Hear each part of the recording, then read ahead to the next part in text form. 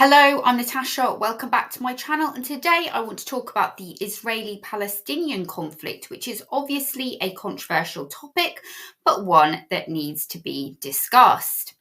I feel that the issue that Europe faces with Islamism is very distinct from the Palestine-Israel issue. In today's video, I want to review in brief the history of the Palestine-Israel conflict from the beginning of World War I in order to really understand the background to what is going on over there.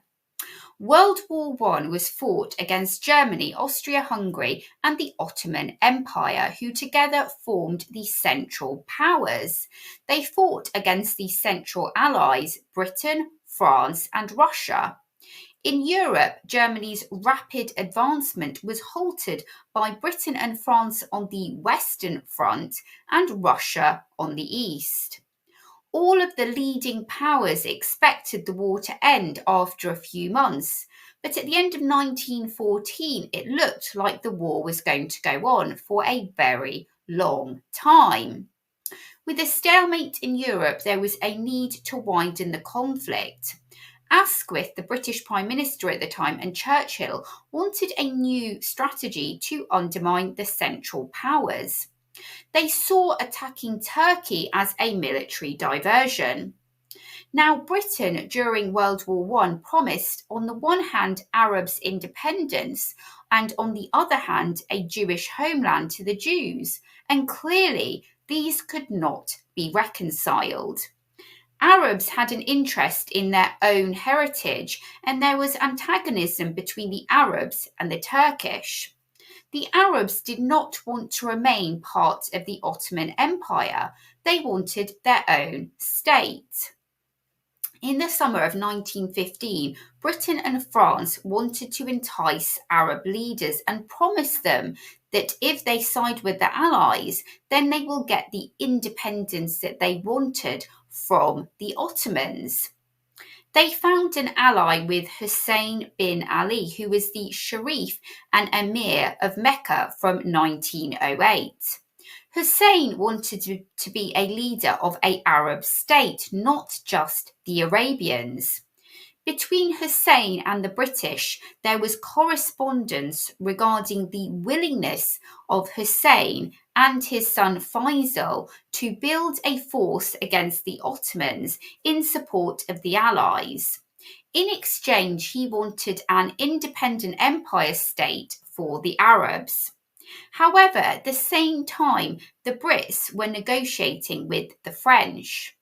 Britain knew it was vital to offer France the spoils of war, as France had made such big sacrifices. Sykes and Picot agreed to carve up the empire under the Sykes-Picot Agreement. France to control Greater Syria, and Iraq with the strategic ports to be under British rule. Palestine was to be an international zone except for Haifa. In June 1916, Hussein and Faisal declared war on the Ottoman Empire. They were not aware of the Sykes-Picot Agreement. In December 1916, Lloyd George decided a new effort was needed. America so far had been neutral in the war, but Lloyd George knew that one powerful group could influence the American government. Jewish support could tilt the scales with the support from wealthy financial and commercial Jews. Zionism originated in the 1880s. Theodor Herzl was an Austro-Hungarian Jewish journalist, lawyer, writer, playwright, and political activist who was the father of modern political Zionism. Jews were scattered around the world after the destruction of the Jerusalem temple in the 1st century AD, and Jews cherished the idea of a promised land, and they cherished the idea of returning to this promised land. Hein Weizmann was a prominent Jew and had lobbied for a guarantee that in the event of an Ottoman defeat, the Allies would support Jewish emigration to Palestine. By 1917, Lloyd George viewed Jews as globally influential and that they should be used to the Allied cause. At the same time, Russia was on the verge of a collapse due to a massive defeat at the hands of the Germans. The Tsar was removed in 1917, and in October, the British received an inaccurate intelligence report that Jews were a significant force in the Bolshevik Party. Lloyd George, fearing that communists would take Russia out of the war, instructed Arthur Balfour to issue the Balfour Agreement. This agreement was issued on November 2nd, 1917, as British forces occupied Palestine. This declaration supported the establishment of a national home for the Jews in Palestine. In 1917, the Brits captured Palestine, and fearing Hussein and Faisal may lose heart after learning about the Balfour Agreement, reiterated their commitment to the establishment of an Arab nation. Hussein maintained committed to the Allied cause, and the Brits relied on Arab support against the Ottomans. In October 1918, Britain entered Damascus with the help of Faisal and managed to push Allied troops north. The Arabs helped the British allies to keep the Turkish and German troops preoccupied and helped Britain to keep their base in Palestine. On the 11th of November 1918, the war ended. At the peace conference in Versailles in January 1919, Britain had to satisfy the liberal promises made to the Jews, Arabs, Russians, and the French. Britain fulfilled its wartime pledges to France. However, the promises to Faisal of a single independent state were a distant memory. Independence and unity of the area was denied, in line with the Sykes-Picot Agreement. Jerusalem was under the administration of the Brits in 1920, but Balfour had been incorporated into the British Mandate at Versailles, and Palestine was open for Jewish European migration. Without Balfour and the support of the British, there could have been no genuine development of Jewish nationalism, and the follow-through being the creation of the Jewish nation in 1948. So clearly, double dealing by the Brits led to the establishment of the Jewish state and the problems and the tensions that we see now. Historically, there are claims to the land from both sides, the Palestinians, Jews, and of course not forgetting the Christians, who all lived there prior to World War I. It's interesting to note that before Balfour was signed, Jews, Christians, and Muslims lived in harmony together. At the time of the Balfour Agreement, only 80,000 of the 700,000 population were Jews. Clearly, from a neutral point of view, it was not right for the Brits just to promise the land to the Jews without consulting the people living in Palestine, i.e. the Palestinian Muslim and Christians.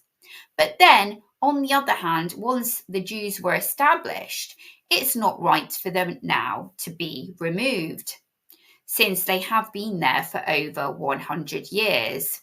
So it is an extremely difficult situation and one which needs careful consideration, but both parties clearly have historical claims to this land. This is aggravated by the US interests in the Middle East.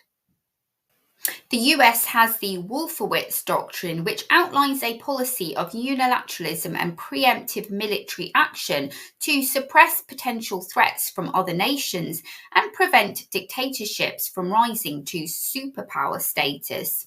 The doctrine states the US's right to intervene when and where it believes necessary. The doctrine clarifies the overall objective in the Middle East and Southwest Asia. In the Middle East and Southwest Asia, the US's objective is to remain the predominant outside power in the region and preserve US and Western access to the region's oil.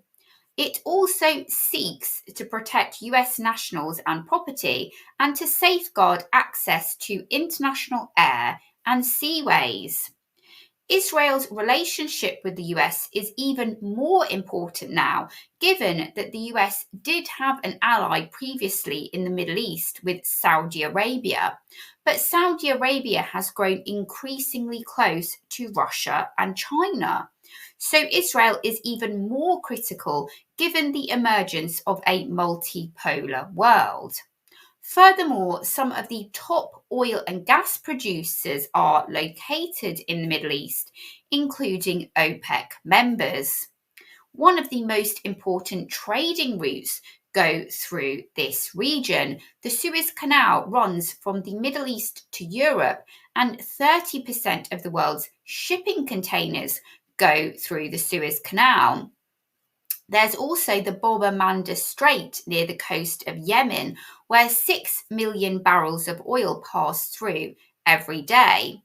The Middle East is a vital part of China's Belt and Road Initiative, connecting Europe to Asia.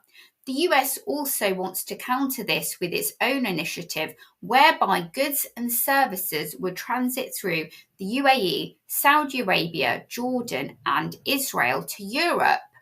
It is clear that the US has a keen interest in preserving Israel's presence in the area.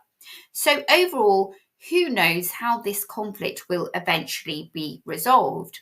I personally believe that it's going to be an area of conflict and tension in some form or another for many years to come.